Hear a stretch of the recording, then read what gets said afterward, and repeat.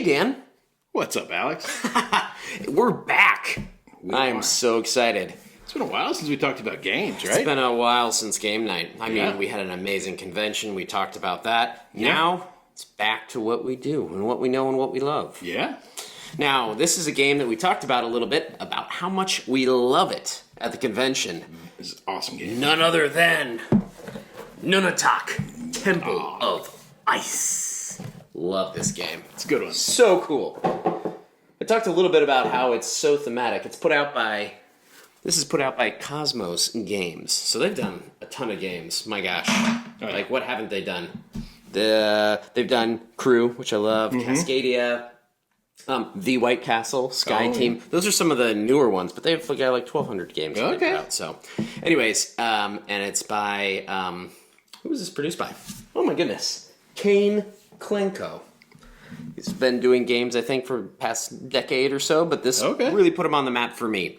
This game is fabulous, Dan. It is. Absolutely fabulous. It's really good. I've spoken about it a little bit before, talking about how it's like Nidavellir, if you've ever played that. Very much about set collection, getting these awesome, sweet cards. You take one per turn, and you then get to put your ice cubes on a tile that corresponds with the same icon on the top. So if I get the architect, woo, I look at this symbol and I can put on the tile that has an architect. And you just build up from there. And you just put one of your cubes of ice on that tile. And there's going to be a giant board that's populated with these spaces, and they're all going to have different colors. They're going to go in different ways. But one of the things that's pretty cool is when people start putting their blocks of ice out, once you get 4, boom, then we get to stack this thing up. You get to level up. Make like a ice ziggurat, you know? Yes. And then if somebody can place up there if they want. And this thing can just go and go and go. So we get to the top, and then, what is it? Whoever has the lowest on the score track? No, I read the rules. It's whoever has the most outside. Oh, okay. Like area control on the outside. They get to put the top on. Candle on. Yeah, exactly. I mean, this game is so much fun. It is as simple as that. Yeah. Right? There are different ways you score. You score if you have the majority of the 4. Like if you complete this set of 4, whoever has majority gets 5 points, and whoever's second place gets 2. And in the case of a tie like this, it's whoever last placed. So sometimes if you see somebody edging you out, you can purposely go for that. Exactly. But then you're still trying to make your, specific sets, get the cards that are going to score most for you, because some are really important, some are not so. And then if you put on top, whoever places this on top of here then scores for every one of their color of the 4 underneath it. So it's like those 2 scoring mechanisms is it, and then it's just all the sets. Yeah. There's other things to it, though. So this board is this huge layout. What is it, 5x5? 5x5. So it's a 5x5 board, and when you complete rows and columns, you get these architect points. These architect points can build into one of the ways to score at endgame. So each of these suits are going to score in unique ways, just like Nidavellir. It's so much fun. It is. And it plays so fast. It plays in 45 minutes. I can teach it, and we just did. Yeah. And, you play in 45 minutes. It's 2 to 4 players. I think it plays best at 3. Okay. Because at 3, everybody gets to use all their ice cubes. When you play with 2, you have to have like an NPC color come in. Oh, okay. If you play at 4, then some of your cubes go away. And then you have like a card that's like... There are essentially 2 extra cubes to use right at the end. And so you have like whoever has the most builders gets then to place this one. And then whoever has the most architects then gets to place the next. Oh, so okay. it's kind of, and it that makes can sense. rotate. But still fun. Still absolutely fun at 4. Great fun at 2. We've done it both ways. But 3 is the sweet spot. Cool. Played it earlier today with 3. And we're going to be playing it tonight with who knows how many. Yeah. Well, one of the other things I think is really cool about this game is one of the suits is the Elder. And the Elder, when you choose an Elder card, there's these cards out there with these really, really neat abilities, and you get to take one of them. And it can be like a power that you have for the rest of the game, or it can be like better endgame scoring. But to me, like, that's really cool. Like, knowing when to take those elder cards, like, what cards are out that you just, like, have to have. Like, you've got to grab one at that point, even if maybe the placement on the board isn't the best. It can be worth it.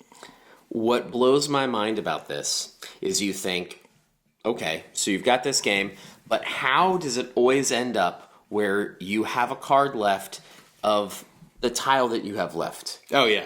The design of this is mathed out so well. Oh, yeah. It makes me so happy every single time it gets to the end. Yep. And it works out perfectly like it's supposed Yeah. to. And it will every time for you. There's not a way that I found that it won't work out for you. So it's Right. but it's beautiful because there are definitely times when you want to take a card, you can't because the space is not out. Mm-hmm. But there will be a card. It will be in the next 2 or 3 tiles. Yeah. It's one of those that all the backs have like a 4, a 3, a 2, and you definitely have to shuffle the cards right in a specific order. Yep. But there is so much variability, though. If you think there isn't, there is. Oh, yeah. Yeah, this is definitely short, sweet, simple game. I mean, it's like in that ethnos level where it's simple to play, simple to teach, but you're just going to keep coming back to it. That's such a good point. Yeah. And everyone can play it. You can play with kids, and you'll have just as much fun if you play with just adults. Yep. So great. So what do we pair with this? I don't know. What do you got? You know, people talked about seeing pyramids under the ice in Antarctica and crazy things like that. Sure. But I don't have any Antarctica good stuff for you. So I went northern. I thought, let's do something Finnish. Because when I think of ice, I think of Finland. I don't know. Okay. Maybe I should have said Greenland. But I know the Finnish have a drink. And so I wanted to try to emulate the drink as best I could. Okay. Okay. So this is called the Finnish long drink, otherwise known as Lonkero. Okay. I probably said that terribly. My pronunciation, don't I'm sure quote you me. did. Yeah, I'm not Finnish. So you take a little gin. It's a little gin in this. Okay. All right, we'll do a little eyeball of that. Okay. There we go. Looks about right. Sure. Yeah. Oh my goodness. Scientific. Ooh, let's do a little lemon, shall we? A little Sweeten it up. lovely. And then you do a little. You're supposed to get a little white grapefruit juice, but unfortunately, because it's supposed to be the ice theme, but unfortunately, all I had was a little bit of this ruby red grapefruit juice. We live in Florida. Everything looks tropical, right? Yeah, that's true. Do a little mix magic in here. Lastly, I can't believe I haven't spilled all over myself yet. It's because it's your house. He doesn't spill in his own house. Top it off with a little fresca finish. A little bubbly. A little bubbly. And then you're supposed to garnish this with a little bit of grapefruit on top. Okay. But there we are. Dan, Oh my goodness. finish long Long spotting. drink. Long drink. Lonkero. Cheers. Cheers. Oh, that is delicious. That feels like I would be building an ice pyramid all day, and then can I just have a relaxing, refreshing drink? Oh man. I just want to like sit in the sand, like not even in a chair, and just like put my feet in the water. This is refreshing. Yeah, the gin you get, usually with the gin I get a lot of juniper, some yeah. of that.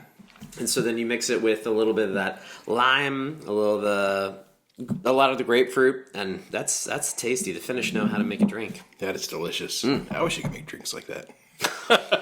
I do. My cocktail skills are pretty weak. You saw me make it. That wasn't that hard. It was good. All right. Well, that's what I would pair with it. I think it's a fabulous. This is a good game night right here. Definitely. That's Pair. icy. This is icy cold. I'm going to warm you guys up. You can hear that ice while we play. Everybody's doing ice, and more ice the better. I would have a whole chest full of ice that you just keep dumping in the glasses so everyone hears the ice. Definitely. That little crystal.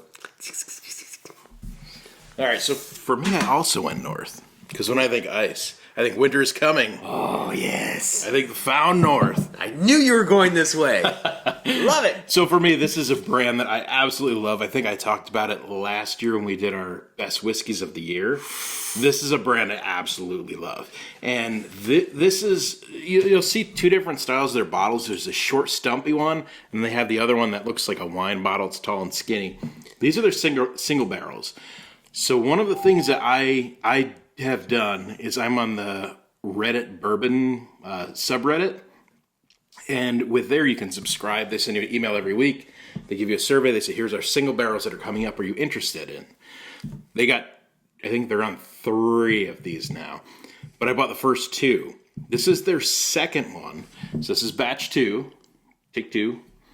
And this is cask strength Canadian whiskey. Canadian, you say? Canadian. This is made of between 12 and 26-year-old whiskey. Whoa. It's amazing. So it's not just like the Crown Royal. No, and so... Canadian Club. Exactly. So when I hear Canadian blended whiskey, that's what I think of, and I'm not interested. If you guys see Found North, you owe it to yourself to get a pour of this. If you see me anywhere, ask me for a pour of this. I'll give you a pour of this. But yeah, this is made in most scat wine casks. Ooh. It's been aged in Hungarian oak, sherry, Wow. and American virgin oak. Those aren't some typical ones. No. So it's 54% corn, 43% rye, which is pretty high, and then 3% barley at 119.2 proof. Whoa. So it's got some heat on it. Whoa. Generally, what I find with Found North, you don't taste the heat as much. It's just incredibly well balanced. Wow. Thank you, sir. So yeah, like I said, this is a Canadian blended whiskey, and one of the signatures of Found North is they use exceptionally aged Canadian whiskey, and they blend them with your non-typical world casks from around the world. So this is what it looks like. Again, if you can find one, do it. If you're not on the Reddit bourbon list, get on it. And so to get the stuff, yeah, typically Reddit bourbon, or you can get on the Found North email distribution list, and they'll email you when they have a batch available. About $100, $150, depending on what it is. But cheers. Cheers. Oh my goodness, that just smells amazing. The rye and the wow. brown sugar. Oh, I thought you just said brain sugar. I'm like, Brown. yes, this is definitely brain sugar. it is. It's incredibly sweet, and that rye comes through, and it's not that nasty minty herbal rye either. This is like a little bit spicy rye that gives it a little complexity, but it's also got that good layer of corn, sweetness throughout. A lot of caramel. A little piney. I love it. I love it, love it. Oh yeah. Wow. That is tasty. And what I like about it is you said you need to go out and find this, if you can find it. Yeah, and I feel like you're not going to find that on a store shelf, unfortunately. yeah. And I feel like that will eventually be, I kind of said it before, Nunatak, because it is, I could not believe how cheap this game was. Oh yeah. Not cheaply made, just cheap to purchase. It was like $30, I want to say. That's amazing. And it's unbelievable. I think that once they do their first run of this, you're not likely to see it again. So I would say if you're watching this and you're even had the inkling to do it, get it now before you can't get it ever again. Yeah. And I hope I'm wrong. I hope that this is just wickedly popular and everybody goes to get it. It should be. It should be. It deserves to be. It deserves to be, but I definitely know that there were some issues with it, even getting out, because it was supposed to be released in 2023. Didn't even make it out until this far in 2024. So I can see it. I mean, these pieces are thick. Like this is thick plastic. This is chunky. yeah, it's great, and there's an orange color too. I just everything about this is right up my alley. I know I'm gonna have this game my entire life. I'm never gonna get rid of it. So Makes sense. I hope it's the new staple on your shelf too. Should be. Yeah, it's one that's always going to be in the game bag. This is very tasty, Dan. Yeah. Two great pairings between, I think. Please, yeah. We got two different takes on the ice. Go the north. Yes. My Loncero? Your long saddle. Loncero? Loncero. Man, I really should have listened to how somebody pronounces this before I ever made this drink. I feel like I'm not doing them justice. Did you know this came out in 1952 at the Helsinki Olympics? Ah, okay.